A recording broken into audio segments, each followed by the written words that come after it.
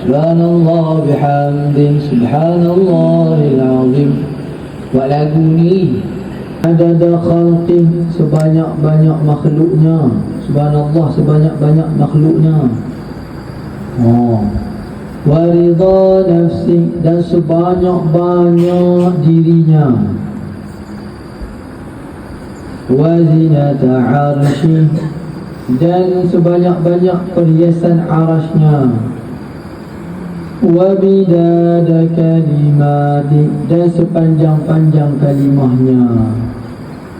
Jadi kalau kita baca tasbih ni besar pahala dia, kerana dia dimasuk dalam zikir yang jami', zikir yang lengkap.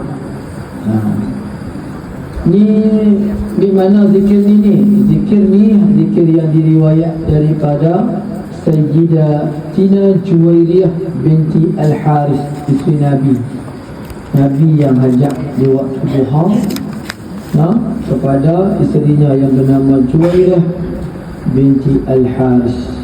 Nabi hajat dia. Nabi hajat. Nabi suruh ulang 3 kali waktu pagi baca.